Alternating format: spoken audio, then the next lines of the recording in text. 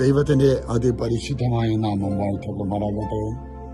സർവശക്തനായ ദൈവം നമ്മെ പോറ്റി പുലർത്തി നടത്തി പ്രത്യാശയോടെ വീണ്ടുമായിരിക്കുവാൻ സർവശക്തൻ സാവകാശമൊരുക്കുമ്പോൾ നമ്മുടെ കണ്ണുകൾ വീണ്ടും ദൈവജനത്തിലേക്ക് ഉയർത്താം.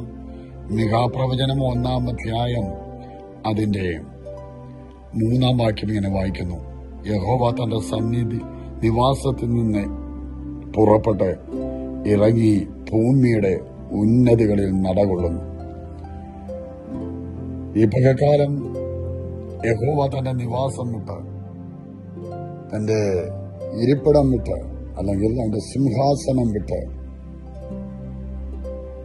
ഭൂമിയുടെ ഉന്നതികളിൽ കൂടെ നടകൊള്ളുകയാണ്. തന്റെ ജനത്തിനു വേണ്ടി അത് സ്വന്തമാക്കി, നമ്മുടേതാക്കി, നമ്മുടെ വിഷയമാക്കി, നമ്മുടെ ആവശ്യമാക്കി അതിനെ ഒന്ന് കണ്ട് പ്രാർത്ഥിച്ചാട്ടെ.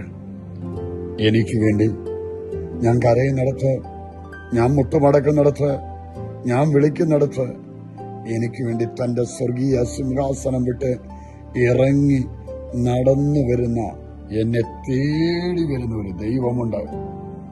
ഇന്ന് പകൽക്കാലം അത് വിശ്വസിക്കട്ടെ, പ്രത്യാശയോടെ കാണട്ടെ. ഭൂമിയുടെ ഉന്നതികളിന്മേൽ നടന്നുകൊള്ളുന്നു. യെസ്, ഒരു ഭക്തൻ കരയുമ്പോൾ, ഒരു ഭക്തന്റെ ഹൃദയം തകരുമ്പോൾ സ്വർഗത്തിലിരിക്കുന്നവന്റെയും ഹൃദയം തകരും. അവനിറങ്ങും. പ്രത്യാശയോടെ കാണട്ടെ. നീ കരയുന്ന, ഞാൻ കരയുന്ന, വേദനിക്കുന്ന, ഞരങ്ങുന്ന, ബുദ്ധിമുട്ടുന്ന വിഷയങ്ങൾ ആരും അറിയുന്നില്ലയോ എന്ന പല ചോദ്യങ്ങളും നമ്മൾ ഉന്നയിക്കാറുണ്ട്.